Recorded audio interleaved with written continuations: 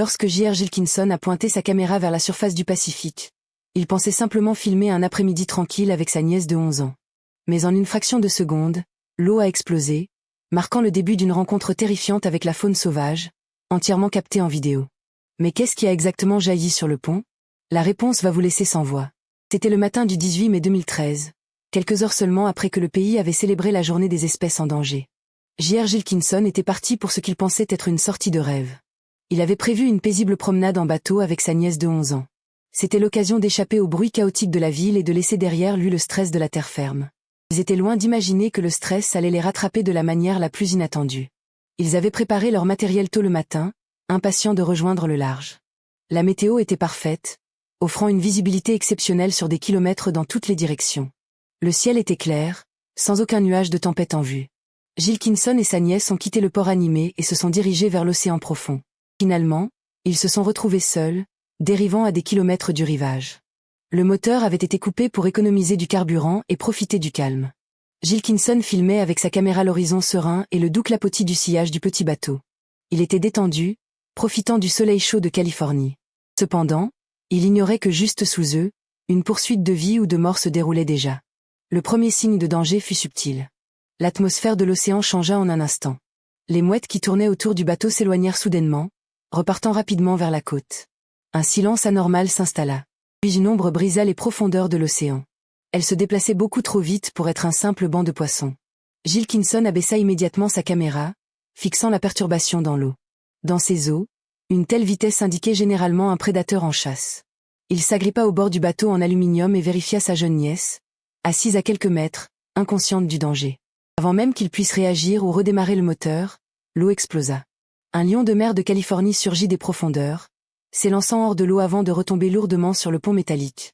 Le petit bateau bascula sous le poids soudain de l'animal. De l'eau glacée éclaboussa le pont, trempant Gilkinson et sa nièce. Gilkinson resta figé, incapable de comprendre ce qui venait de se passer. Son cœur battait violemment alors qu'il fixait l'intrus. Était-ce une attaque ou autre chose? Un lion de mer adulte est un animal puissant, composé de muscles et d'une épaisse couche de graisse. Être coincé dans un espace aussi réduit avec un tel prédateur est un véritable cauchemar. Le premier réflexe de Gilkinson fut de protéger sa nièce à tout prix. Il leva lentement une main tremblante pour lui ordonner de ne pas bouger. Il lui demanda de ne pas faire le moindre bruit. Il observait chaque mouvement de l'animal, s'attendant à une réaction agressive. Mais les secondes passèrent, et l'attaque ne vint jamais. Le comportement du lion de mer était étrange pour un animal territorial. Il ne montrait pas d'agressivité. Au lieu de cela, il se traîna vers le centre du bateau et se colla contre la console, cherchant à se faire le plus petit possible. En observant la scène, Gilkinson comprit peu à peu quelque chose. Le lion de mer fixait le bord du bateau, regardant intensément l'eau d'où il venait de sortir. Dans la nature, un animal marin ne quitte son environnement que lorsque rester signifie une mort certaine. Et ce qu'il avait poursuivi était probablement encore là, juste sous la surface. Les eaux au large de la Californie du Sud sont un terrain de chasse redoutable pour certains des plus grands prédateurs de l'océan. Les grands requins blancs y patrouillent constamment. Ce sont des prédateurs embusqués, attaquant avec vitesse et puissance. Mais encore plus redoutables sont les orques. Ces chasseurs en groupes familiaux traquent les lions de mer avec une coordination parfaite, comme une meute de loups.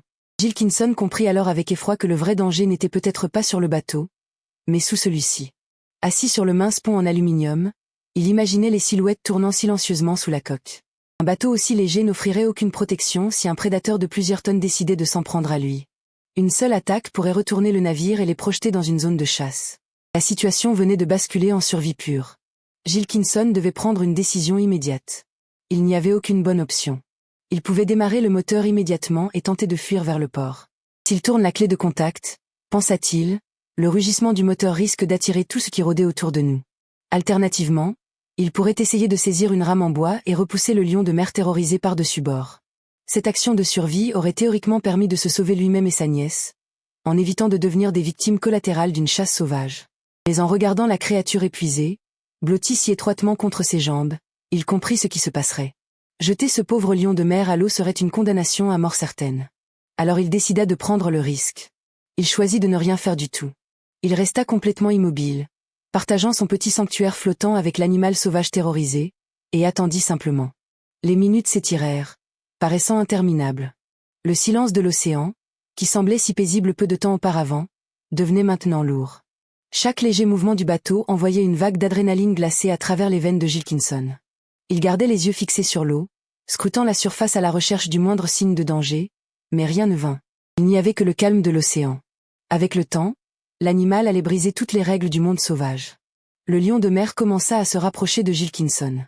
Il quitta le centre du bateau et chercha la chaleur et la présence de l'être humain.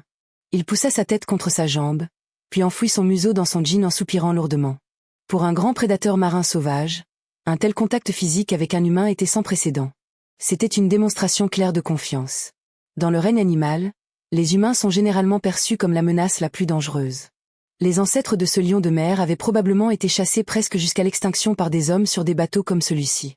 Il aurait dû craindre Gilkinson plus que tout. Pourtant, l'animal fit un choix inattendu. Il regarda ce bateau métallique rempli d'humains et y vit un refuge vital. Gilkinson abaissa lentement sa main, terrifié à l'idée qu'un mouvement brusque puisse briser l'équilibre fragile qu'ils avaient créé. Il posa sa paume sur l'épaisse fourrure de l'animal. Il sentait la puissance de ses muscles sous la surface. Il commença à lui parler doucement, d'une voix basse et apaisante. Il tenta de lui offrir un peu de réconfort au milieu de l'immensité terrifiante de l'océan. L'animal sembla réellement réagir au ton calme de sa voix. Ses tremblements commencèrent peu à peu à diminuer. Il finit par poser sa tête sur ses genoux, se livrant à ce moment de calme et à l'homme. Des millions de personnes ont ensuite regardé les courtes vidéos virales de cette rencontre extraordinaire sur Internet. Des milliers ont commenté la beauté de la scène.